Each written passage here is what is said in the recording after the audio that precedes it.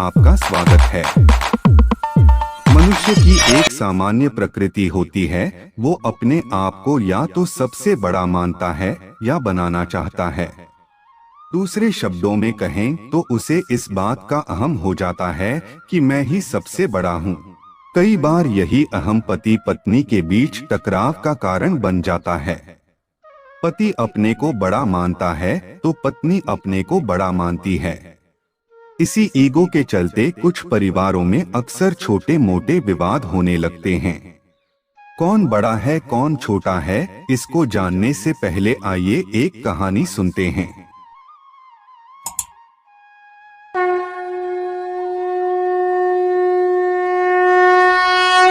एक बार एक राजा को यह पता चला कि उसके महल में बहुत से ऐसे कर्मचारी हैं जो अपनी पत्नी के साथ अक्सर मारपीट करते हैं, दबाव डालकर अपनी बात जबरदस्ती मनवाते हैं।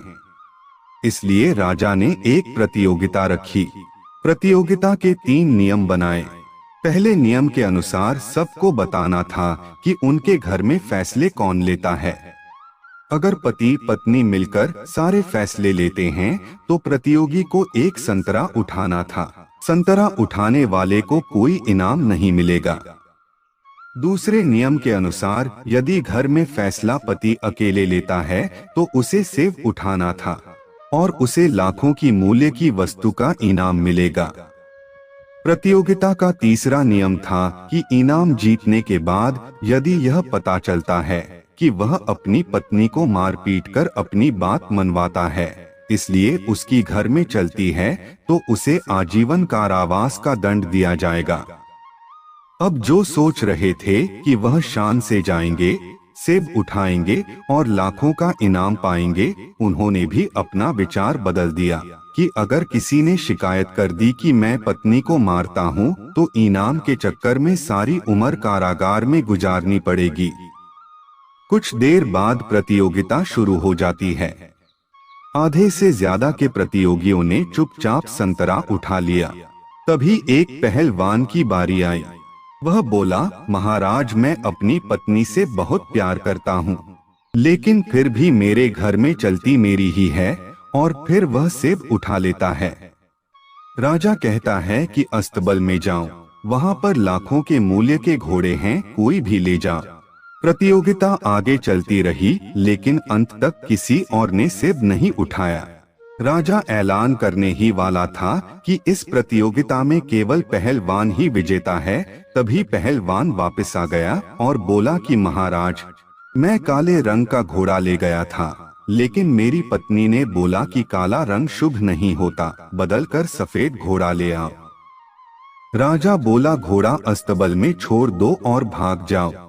कम से कम बाकी सभी को इतना तो पता था कि घर में किसकी चलती है, लेकिन तुम्हें तो आज जाकर पता चला कि असल में तुम्हारे घर में चलती किसकी है।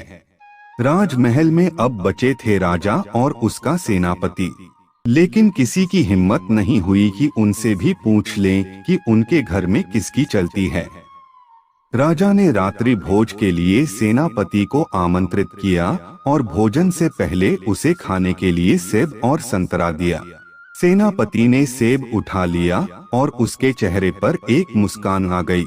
राजा ने इसका कारण पूछा तो सेनापति ने बताया, राजा साहब, उठाना तो मैं भी संतरा ही चाहता था, लेकिन मेरी पत्नी ने कहा था कि अगर राजा आपसे सेब या संतरा उठाने के लिए कहें तो आप सेब ही उठाना, नहीं तो राजा क्या सोचेंगे कि इतने बड़े राज्य का सेनापति और इसकी अपने घर में ही नहीं चलती।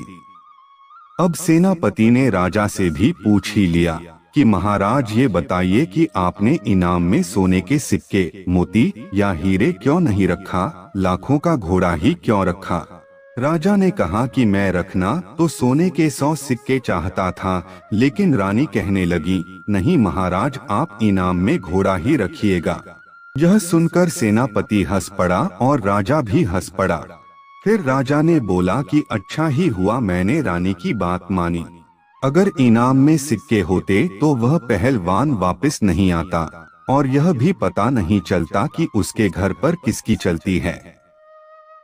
दोस्तों, कहानी का सारांश यही है कि जिस घर में पति और पत्नी की सहमति से निर्णय लिए जाते हैं, वहां सुख समृद्धि बनी रहती है।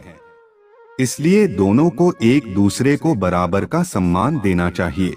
रही बात धार्मिक ग्रंथों की, तो उसमें नारी को ही महान बताया गया है।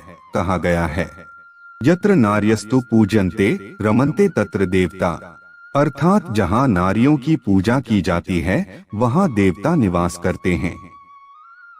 वीडियो को यहीं समाप्त करते हैं। जय श्री कृष्ण। हमारे वीडियो को लाइक एवं शेयर जरूर करें तथा ऐसी ही रोचक बातें जानने के लिए चैनल को सब्सक्राइब करें एवं वीडियोस की नोटिफिकेशन पाने के लिए बेल आइकन दबाना ना भूलें।